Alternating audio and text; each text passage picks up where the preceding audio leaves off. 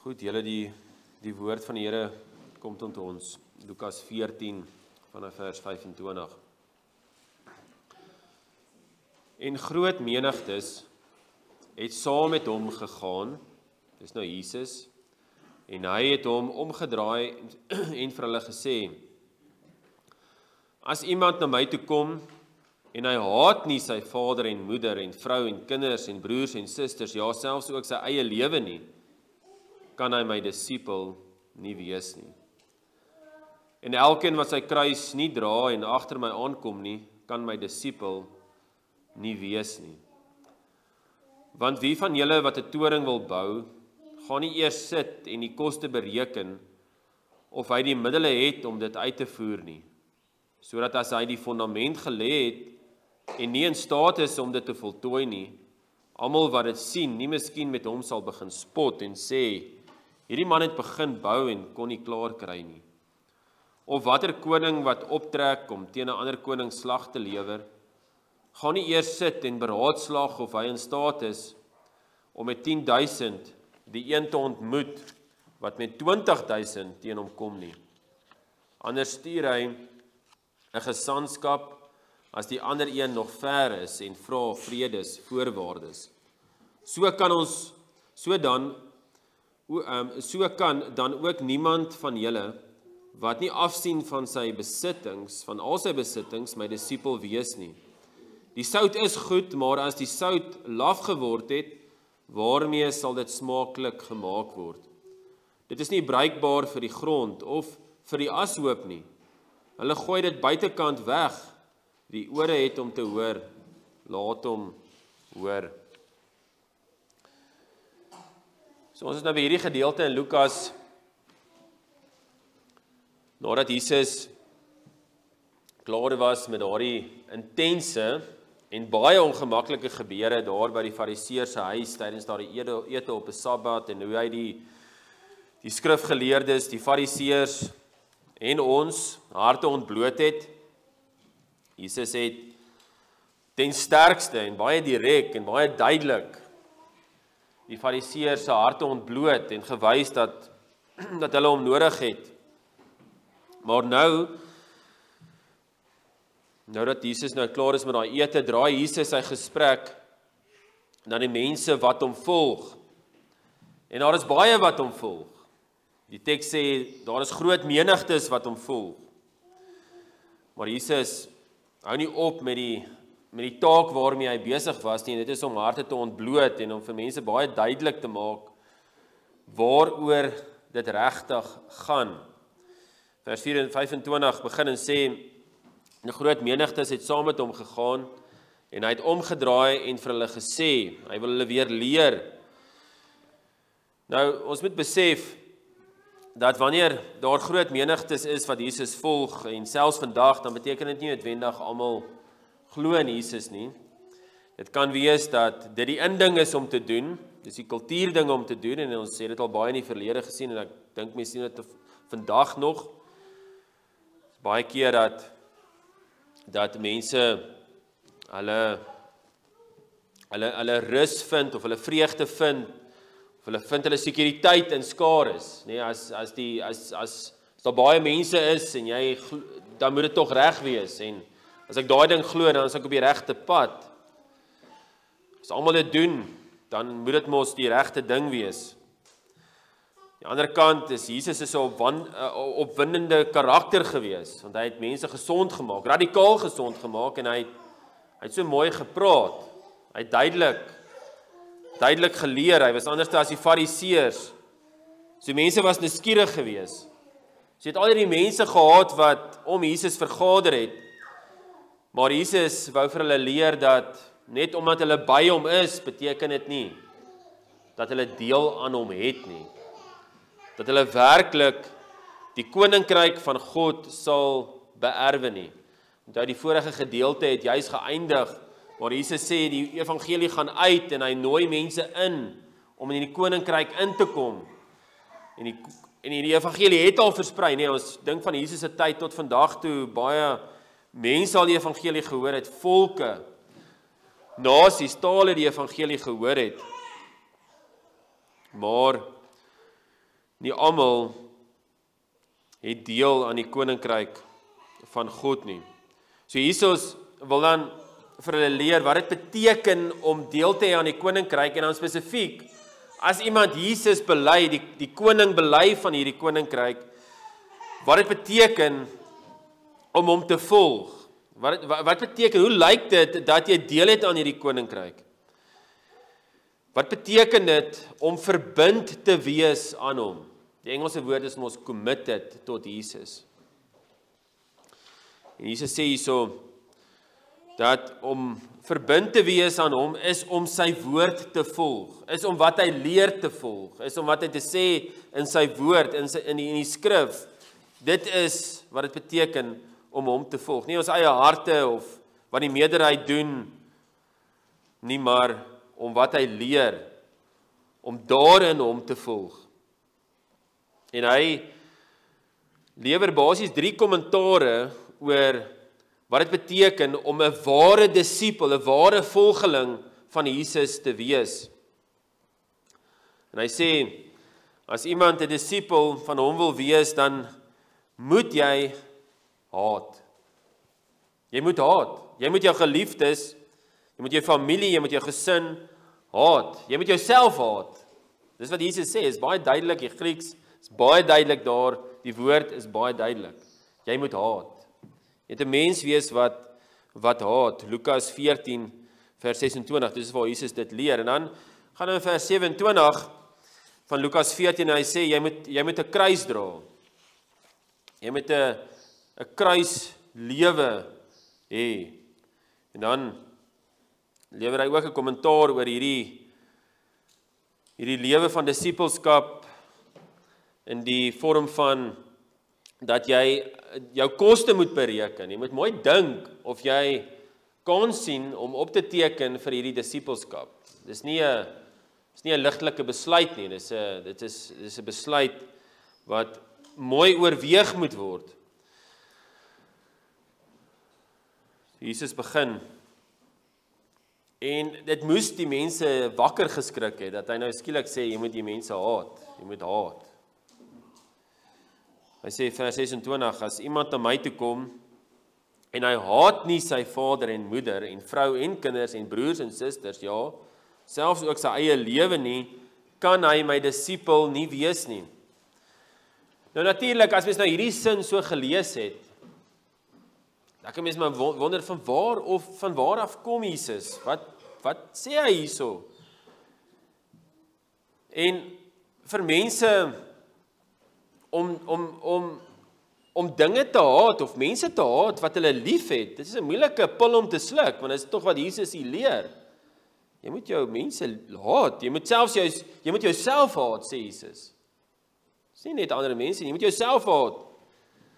En hierdie sou duidelik hierdie groot menigtes afgeskrik het. Dit sou 'n uitdagende stelling gewees het vir hierdie mense. Dit is vir ons 'n uitdagende stelling, want Jesus leer dit ook vir ons. Ons moet haat, ons moet mense haat. Jy moet jouself haat. Ons moet besef, Jesus soek nie toeskouers nie, hy soek volgelinge. So wat leer Jesus hier? Wat beteken dit om te haat? Nou hierdie stelling is al baie keer misbruik. Mense sê, ja nee, kyk, daar is soveel teenstrydighede in die skrif, partykeer sê Jesus jy moet lief hê, ander keer jy moet haat.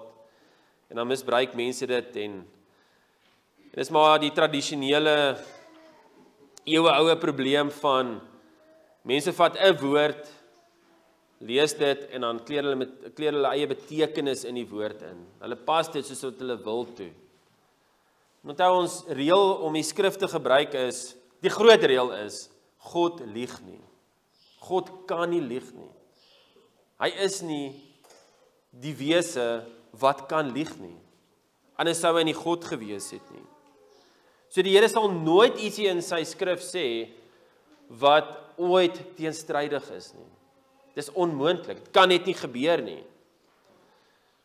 En daarom moet ons baie mooi dink en mooi ondersoek wat hierdie beteken. Want in ander gedeeltes van die skrif, dan sien ons baie duidelik die stelling. Eer jou vader en jou moeder, Eksodus 20 vers 12, ons het dit net al gelees in die wet. Die Here sê dit baie duidelik. Nou sê jy met jou ouers haat. Hoe werk dit? Matteus 22 vers 39 sê, jy moet jou naaste lief hê. So jy moet vriende, familie, broers, susters, moet jy lief hê. En jy moet ander mense lief hê soos jouself. So dit is baie duidelik in die skrif, jy moet selfs jouself lief hê. Jy moet ander mense lief hê soos jouself. So ons moet lief hê. Ons moet ander mense lief hê, ons moet onsself lief hê, ons moet ons vader en moeder lief hê. Jesus sê self vroeër in Lukas 6 vers 27, jy moet jou vyande lief hê. Maar nou sê Jesus, jy moet haat.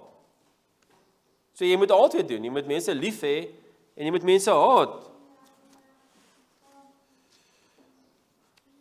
So wat beteken dit? So wat leer Jesus wanneer hy sê dat ons familie en selfs onsself moet haat? Wel, dit kan nie beteken dat ons ander mense, ons familie of onsself nie moet lief hê nie. En die sleutel hierso is, nie moet lief hê nie, is nie dieselfde as haat nie. So wat beteken dit? En ek gaan nou ook 'n baie goeie skrifargument gee om hierdie beter te verstaan, maar wat dit beteken is, jy kan nie 'n ware disipel van Christus wees as Christus nie meer kosbaar is as al die ander dinge in hierdie lewe wat vir jou kosbaar is nie. Wat Jesus hier besig is om te doen is om te werk in trappe van vergelyking. En hy sê, jy moet hom die meeste lief hê, meer as ander dinge. Dit is hoe ons die haat moet verstaan. So hier word haat gebruik om vlakke van liefde uit te wys.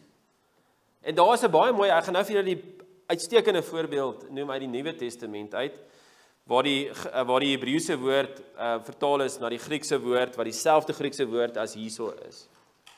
En as jy net kyk na die woord haat, as jy hom gaan soek in die Nuwe Testament, gaan jy sien, daar is omtrent 4 verskillende betekenisse in elk geval.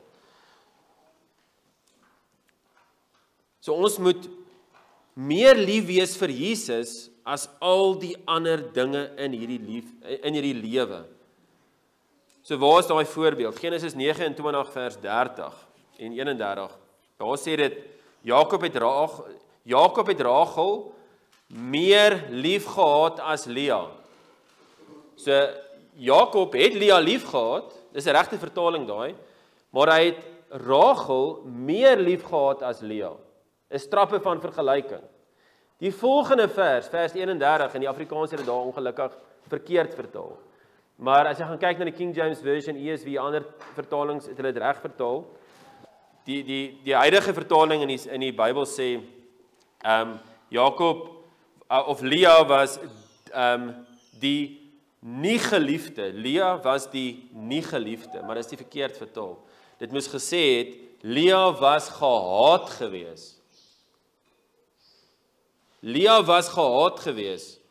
Maar as jy dit mos nou vergelyk met die vorige vers, dan sê dit, Jakob het Rachel meer lief gehad as Lea. So gehaat, as jy skrif met skrif vergelyk, is dit baie duidelik, kan ook die betekenis hê van trappe van vergelyking. So haat, Jakob het Lea gehaat, in die sin, dat hy Rachel meer lief gehad het as Lea. So haat in hierdie konteks beteken om 'n voorkeur van iets anders te hê, om tweede plek aan iets anders te gee, dit is om dit te haat, en of selfs dit te laat gaan.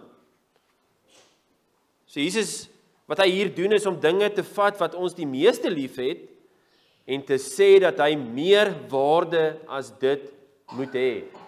En dis 'n uitstekende woord om te gebruik, is om die woord haat te gebruik, want dan besef jy wat dit beteken om Jesus te volg, is dat jy werklik vir Jesus eerste moet sit, en jy moet ander dinge haat. Om Jesus te volg moet vir ons meer beteken as ons daaglikse werk, dit moet meer beteken om Jesus te volg as ons stokperdjies, as ons eie lewe, ons kinders, ons families, ons begeertes, Maar nou moet ons mooi besef, Jesus sê nie hierso dat ons nie ons verantwoordelikheid om vir ons kinders of ons ouers te sorg of ons verantwoordelikheid om te werk ensovoorts, dat ons dit moet afskeep nie. Maar selfs wanneer ons familie haat in die Bybelse sin, dan moet ons nog steeds vir hulle lief wees. Ons moet nog steeds vir hulle lief wees. Maar Jesus sê, die vereistes wat ons families op ons plaas, die vereistes wat ons eie begeertes op ons plaas, nie in die weg moet kom van die vereistes wat Jesus vereis nie, naamlik die bevele in die skrif. Nou om te wys wat dit beteken om dinge in hierdie lewe te haat, het Jesus 'n volgende beskrywing van ware disippelskap gegee. So hy gaan nou mooi uitwys wat dit beteken om ander dinge buite hom te haat, minder lief te hê. Hom eerste te sit. En hy doen dit deur vers 27 en dan ook met daai kosteberekening en ons gaan sien, dis alles maar 'n uitbreiding op hierdie ding van wat dit beteken om Jesus te volg. So die eerste ding is vers 27 is die kruis dra. En elkeen wat sy kruis nie dra en agter my aankom nie, kan my disipel nie wees nie. En hierdie is weer eens 'n baie klassieke manier van hoe ons die skrif moet lees. Hier sê Jesus nie jy moet 'n houtkruis dra op jou skouer en jy moet Jesus volg nie. In die eerste plek is 'n houtkruis, jy kan dit fisies nie die hele tyd ronddra nie.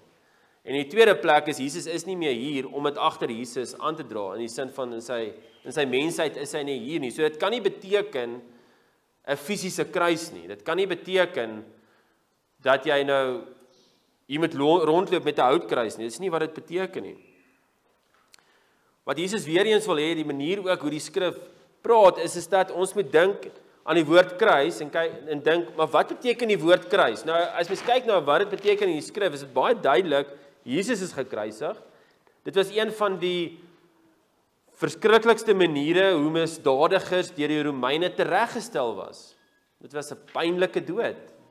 Dit was 'n afskrikmiddel, dis wat hulle gebruik het om misdadigers dood te maak sodat die ander mense dit nie ook doen nie. En partykeer natuurlik het hulle selfs gelowiges so doodgemaak. Maar as jy dink aan daai kruis, dan dink jy aan doodgaan. Jy dink aan hierdie ding is werklik 'n verskriklike ding. So om kruis te dra is om op 'n manier dood te gaan. En hierdie doodgaan kan natuurlik uiteindelik die fisiese dood wees. So as ons dan lees, elkeen moet sy kruis dra, dan beteken dit uiteindelik, dit kan beteken dat jy gaan doodgaan, fisies gaan doodgaan vir die Here. Dit is baie moontlik, maar hierdie is nog meer.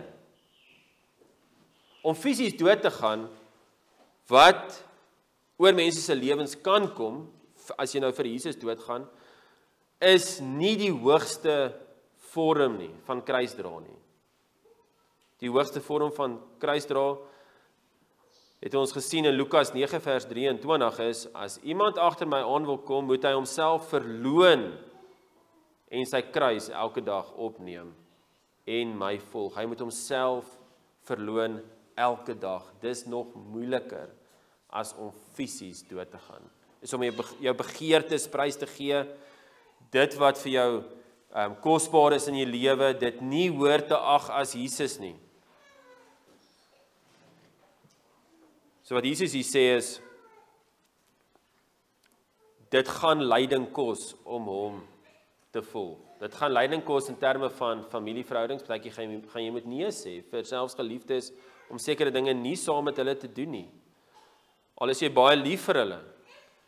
Want om die Here te volg in sy woord, en volgens sy woord, gaan ons kos. Jy gaan met baie keer nee sê vir sekere films, jy gaan met baie keer nee sê vir sekere boeke, jy gaan met nee sê vir so baie dinge in die lewe. So dit gaan lyding veroorsaak. Maar dit is nie net dat jy gaan hoef nee te sê nie, mense gaan jou verag, net omdat jy 'n gelowige is. Hulle gaan jou verag omdat jy nie saam met hulle wil gaan nie, omdat jy nie goedkeuring wil skenk aan hulle sonde nie. Natuurlik is daar ook baie kere 'n verkeerde verstaan van hierdie kruisdra. Baie mense sal sê, en ons gebruik dit in Afrikaans baie, ons sal sê ietsie soos, wel, hierdie is seker die kruis wat ek moet dra. So dan bedoel ons wel, dit is hierdie finansiële probleme, of dit is die mediese probleme, of daar's verhoudingsprobleme, en dan sê ons, hierdie is maar die kruis wat ek moet dra. Nou, dis nie eintlik die kruis dra nie. As daar finansiële probleme is, of mediese probleme, of verhoudingsprobleme is, dan is dit nie eintlik die kruis dra nie. Dit gaan nie oor die probleme wat ek van buite ervaar nie, maar dit gaan daaroor om Jesus in daardie omstandighede te volg. Is om van Jesus my oë af te hou. Dit is die versoeking wat kom en daarteen te veg en aan te lei. So om die kruis te dra kan beteken om benadeel te word in die werksplek, omdat jy Jesus wil volg. Jy sien, dit gaan oor Jesus, om Jesus te volg. Dit is om die kruis te dra. En jy moet jou kruis dra in jou omstandighede. Die omstandighede is nie die kruis dra nie. Dit is om Jesus te volg in die omstandighede. Of dit nou goed gaan of sleg gaan. Dit kan beteken om weggestoot te word uit vriendekringe, familie, omdat jy vir Jesus se wet wil luister en nie vir mense nie. Nou as ons nie hierdie kruis kan dra nie, sê Jesus baie duidelik, kan jy nie my disipel wees nie, as ons nie bereid is om vir die evangelie te lei nie, in ons daaglikse besluite, dan is ons nie die moeite werd om Jesus se disipel te wees nie, en dus nie deel te hê aan die koninkryk van God nie. Want elkeen is se kruisdra kom in verskillende omstandighede tevore.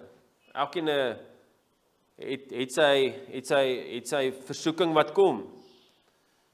En dit is daar waar die Here vra dat ons kruis moet dra, dat ons die Here sal volg.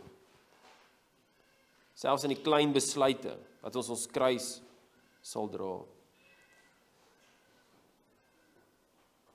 So Jesus dan besluit, of sê dan, hoe belangrik hierdie besluit is, om ware disippels van hom te wees. Dis 'n belangrike koste wat ons moet bereken om hom te volg.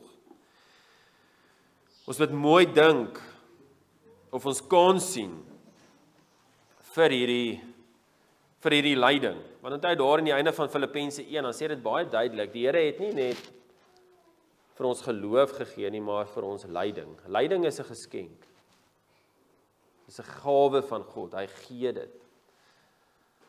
Dit is deel van disippelskap wees. En iemand wat nie wil ly vir die evangelie nie wil ly in besluitneming nie, wat Jesus sê is, dan is jy nie 'n ware volgeling nie. So bereken die koste, sê Jesus, daar in vers 28, 29 en 30, en ek lees daai vir ons. Want wie van julle, Jesus wys uit, dit is belangrik om 'n koste te bereken, om te sien wat dit beteken om Jesus te volg. Dit help nie jy volg Jesus saam met die groep en goeters, en jy dink wel is lekker, en dis wat die groep doen, daarom doen ek dit, ons voordele van hierdie Christendom, ek voel beter. Nee, jy moet die koste bereken om Jesus te volg, want as jy waarlik Jesus gaan volg, is daar lyding, altyd lyding. Vers 28, want wie van julle wat 'n toring wil bou, gaan nie eers sit en die koste bereken of hy die middele het om dit uit te voer nie. Dis 'n gewigtige saak, as jy 'n toring wil bou, wat 'n groot struktuur is, gaan jy mos nou mooi kyk wat die koste is. Sodat as hy die fondament gelê het en nie in staat is om dit te voltooi nie, almal wat dit sien, nie miskien met hom sal begin spot en sê, hierdie man het begin bou en kon nie klaar kry nie. So Jesus sê, is belangrik om die koste te bereken. Dit is belangrik om te besef wat dit beteken om hom te volg. Dis baie duur om Jesus in ware disippelskap te volg, want dit is baie duur om 'n toring te beplan en 'n toring te bou. Jy moet mooi gaan sit en hierdie koste bereken, het jy genoeg finansies? Is jou hart in hierdie saak? Wil jy Jesus volg? Jesus wil hê ons moet elkeen stil staan en dink of ek bereid is om die kruisdra koste te betaal om hom te volg. Is ek bereid om nee te sê vir my eie hart, my eie begeertes? Is ek bereid om nee te sê vir familie? Is ek bereid om nee te sê vir vriende? Is ek bereid om nee te sê vir selfs die regering in baie opsigte, as daar sondige vereistes kom, soos met die vroedvroue daar in Egipte, of die Sanhedrin, nou is eintlik die regering in Jesus se tyd, wat dan vir die disippels, die apostels gesê het, julle kan nie, daar in Handelinge, julle kan nie die evangelie gaan verkondig nie. Hulle staan daar met hulle swaarde gereed, en hulle sê vir jou, jy mag nie die evangelie gaan verkondig nie, en dan is jy bereid om die Here te volg, is jy bereid om die koste te betaal om Jesus te volg. Nou gee Jesus nog 'n gelykenis oor kosteberekening, maar dit is nie dieselfde nie. Dit is 'n kostebereken vergelyking, maar 'n kosteberekening gelykenis, maar dit kom van die ander kant af en julle gaan nou sien. Vers 31 sê, of watter koning wat optrek om teen 'n ander koning slag te lewer, gaan nie eers sit en beraadslaag of hy in staat is om met 10.000 die een te ontmoet wat met 20.000 teen hom kom nie. Anders stuur hy 'n gesandskap as die ander een nog ver is en vra vredesvoorwaardes. So is hierdie swakker koning wat wil gaan veg teen 'n groter koning. Hy het 10.000 soldate, die groot koning het 20.000 soldate. Hy gaan mos nou mooi dink om hierdie geveg aan te pak. En hy gaan mos nou sien, hierdie ding gaan nie werk nie, en dan gaan hy mos nou 'n geselskap of 'n gesandskap stuur na die ander koning en sê, ons moet liewers vrede maak, en ek gaan my trots sluk, en ek gaan liewers van my besittings opgee, ek sal aan jou belasting betaal. Dis tog wat hy gaan doen, dis die wysste, anders word die stad verwoes, hy word verwoes, hy bestaan nie meer nie, sy mense bestaan nie meer nie, dit maak nie sin nie. Bereken die koste, sê die gelykenis, om teen die sterk koning te veg. Bereken die kostes om teen die sterk koning te veg. Sluit liewer vredesvoorwaardes. Dis wat die gelykenis leer. Jy moet jou trots laat vaar. Jy moet jou besittings prys gee om liewer vrede te hou. Wie kan staande bly teen hierdie groot koning? Wie kan staande bly teen die toren van hierdie groot koning, teen die toren van die Here? Hoe kan jy nie bereid wees om die koste te betaal om Jesus te volg nie? Met ander woorde, dit is die grootste dwaasheid om nie Jesus te volg en om te bely as jou verlosser nie. En as jy nie jouself oorgee aan Jesus nie, dan is die prys van oorgawe is te veel, dis die ewige hel. Dis 'n belangrike en noodsaaklike kosteberekening.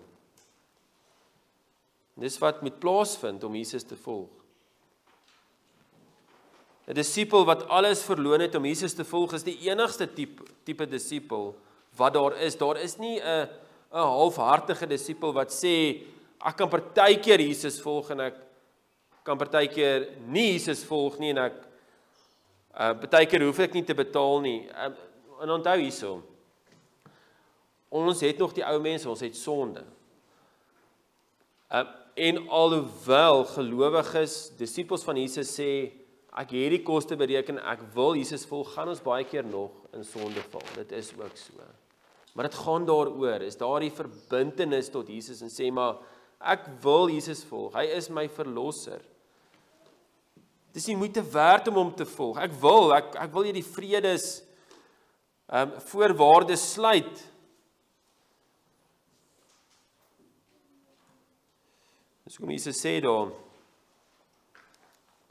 33, so kan dan ook niemand van julle wat nie afsien van al sy besittings my disipel wees nie. Weereens, dit beteken nie dat jy al jou besittings moet verkoop en alle bande met mense moet breek nie. Dit is nie wat Jesus hier leer nie. Hy sê nie wel, luister hierso, ons moet nou in kommunisme lewe en jy moet niks besittings hê nie en daar's nie eintlik iets soos vriende, bande nie, ma en pa is nou regtig nie so belangrik nie. Dit is nie wat hier geleer word nie. Wat Jesus hier sê, is dat jy alles oorgee aan die Here. Dat jy bely, maar dit is die Here wat regeer. Dit is die Here wat regeer oor jou besluite en jy wil hê hy bepaal jou besluite en watse besluite jy neem. En onthou, hierdie is nie net 'n ding van ek dink wat die Here se besluite is vir my in hierdie situasie. Dit is anders is dit weer wat ek dink. Dit gaan oor wat die woord sê en die Here praat deur sy woord. Hy het vir ons hierdie woord gegee wat ons besluite bestuur en besluite regeer en dit is wat dit beteken om dan onsself aan die Here oor te gee. So weet dit, die Here wat ons roep om die koste te bereken om hom te volg is dieselfde Here. Dis dieselfde Here wat die koste bereken het om ons te verlos. Dink daaraan. Jesus het geweet hy sou verraai geword het. Hy het geweet hy sou deur die Vader verlaat word. Hy het geweet dat hy die toorn vir sondaar mense se sondes deur sy hele lewe sou dra. Hy het die koste bereken en hy het dit gedoen want hy wou dit kom doen vir sy mense. Hy het sy lewe neergelê en alles op aarde verloon om ons te red. En nou wil ons, nou kan ons en moet ons ook alles verloon om hom te volg. Maar as ek bely dat ek 'n gelowige is en nie bereid is om Jesus te volg en alles te verloon nie, maar sekere gedeeltes van my lewe nog vir myself te hou. En ek besluit dit doelbewus, nie, daai gedeelte die Here hoef nie daar te regeer nie. Ek daai gesindheid het, dan geld die waarskuwing vers 34 en 35 van Lukas 14. Die sout is goed, maar as die sout laf geword het, waarmee sal dit smaaklik gemaak word? Dit is nie meer bruikbaar vir die grond of vir die ashoop nie. Hulle gooi dit buitekant weg. Wie oor het om te hoor, laat hom hoor. As sout nie meer sout is nie, as gelowiges nie ware disippels van Jesus is nie, dan het daardie sogenaamde disipel geen geestelike nut nie, maar hoort in die hel.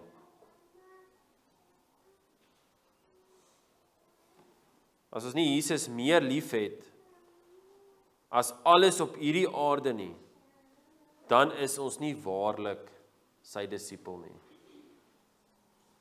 Geliefdes, die oproep in hierdie teksgedeelte vandag is, ons moet die wêreld haat. Dit is baie duidelik. En ons moet die wêreld haat in hierdie sin, dat ons Jesus meer moet lief hê as alles in hierdie lewe. So kom ons bereken die koste, en ons dra ons kruis elke dag.